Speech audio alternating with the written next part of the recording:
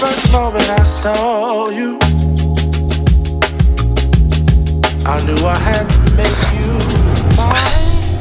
तर hi guys, good morning, welcome back to the channel. मस्तपैकी चहा पिलोय. माझं जे यूट्यूब आहे ना, यूट्यूबचे व्हिडिओ वगैरे थोडासा आठ आहे तर खाली यूट्यूबचा व्हिडिओ आहे ना, त्या दिवशी काय झालं, विषय काय झाला त्या दिवशी की तर काहीच काल आहे ना, मी व्हिडिओ चेक करत बसलो होतो. माझे जे ओल्ड व्हिडिओ आहेत ना, ते व्हिडिओ चेक करत बसलो होतो. तर विषय काय झाला माहिती आहे का, जे स्ट्राईक असतं ना, कॉपीराईट स्ट्राईक असतं ना, आता मी जे म्युझिक यूज करतो ना, बॅकग्राऊंड म्युझिक वगैरे यूज करतो ना, स्टार्टिंगला किंवा एंडिंगला, किंवा मी सिनेमॅटिक शॉट वगैरे घेतो, स्लो मोशन किंवा फास्ट फॉरवर्ड वगैरे जे शॉट घेतो ना, त्यासाठी मी म्युझिक लावतो. तिथं काय मी बोलू म्हणजे ते चांगलं दिसण्यासाठी वगैरे असतात. ठीक आहे. तर तिथं मी म्युझिक जे लावतो ना, ते music me know copyright music म्हणून मी डाउनलोड करतो. ठीक आहे, गुगलवरून किंवा मग यूट्यूबवरून ऑडिओ लायब्ररीमधूनही घेतो.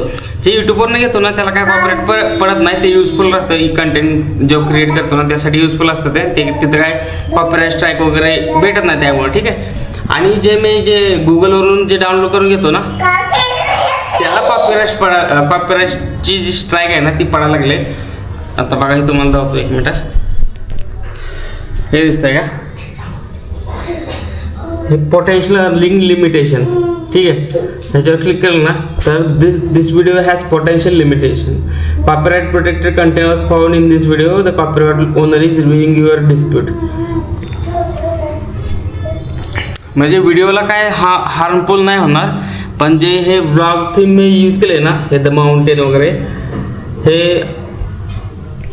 हे ते कॉपीराईटची स्ट्राईक मारू शकतात. मला बोलायला थोडंसं इंग्लिश शब्द फुटत नाही, तर ते कॉपीराईट स्ट्राईक मारू शकतात. किंवा मग जे आम्हाला जे पैसे भेटतील, किंवा आता तर काय भेटत नाही, तर आता त्याचा व्ह्यूज पण वगैरे नाहीत, काही विषय नाही त्याबद्दल. पण जे आहेत ना, त्याचे कॉपीराईट स्ट्राईक पडायला लागले. ठीक आहे. तर हे असे भरपूर व्हिडिओ आहेत. आता हे तर कमेंट डिसेबल झालेले, ही जी तुम्हाला दिसते काही कमेंट डिसेबल झालेले आहे. ठीक आहे. ते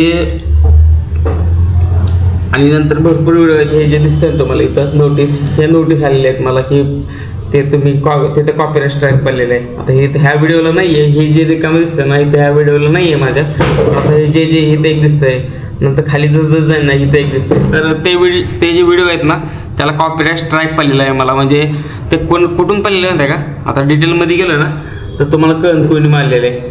सी डिटेल्स. ठीक आहे. आता ही दिस हिपहॉप, म्हणजे हे जे हिपहॉप आहे ना, ह्याला हे जे म्युझिक आहे ना, त्याच्यासाठी कॉपीराइट मारलेले. तर तुम्ही इथं जर सी डिटेल्समध्ये गेला ना, तर तुम्हाला दिसेल की कोणी केले. ही हॉक for third party on behalf of hit slab. म्हणजे हे हिट स्लॅबचं म्युझिक होतं, पण हे हॉक फॉर थर्ड पार्टी आहे ना, ह्यांनी मला कॉपीराइट स्ट्राईक मारलेले आहे. ठीक. तर असा विषय झालेला आहे. त्यामुळं काल मी फुल टेन्शनमध्ये होतो, का त्यावर काही व्हिडिओ नाही बनवला, मला निवांत व्हिडिओ बनवत त्यासाठी. तर तो विषय माझ्या भरपूर व्हिडिओला ती कॉपीराईटची स्ट्राईक आहे. ठीक आहे. इथून पुढे तर नाही चूक करणार. जवळजवळ माझे आत्तापर्यंत 212 व्हिडिओ आहेत. ठीक आहे. आज म्हणजे कालचा जो ब्लॉग धरल्यानंतर तर टोटल 212 व्हिडिओज आहेत. 212पैकी जवळजवळ मला वाटते हाफ व्हिडिओला तर त्यांनी कॉपीराईट स्ट्राईक मारलेले आहे. ठीक आहे. काय विषय नाही. इथून पुढे मी एकतर त्यांची जी लिंक असते ना, ज्याचं मी म्युझिक वगैरे यूज करतो ना, त्यांचं ते मी त्या डिस्क्रिप्शनमध्ये लिहित जाईन. आणि नाहीतर मग जे कॉपीराईट जे यूट्यूबवर असते ना म्युझिक, जे यूट्यूबला म्युझिक असते ना फॉर ऑडिओ लायब्ररीमध्ये यूट्यूबमध्ये, तर ते यूज करेल. तिथं मला काही कॉपीराईट स्ट्राईक वगैरे नाही पडत मला. मी इथून करा आईला फोन करा.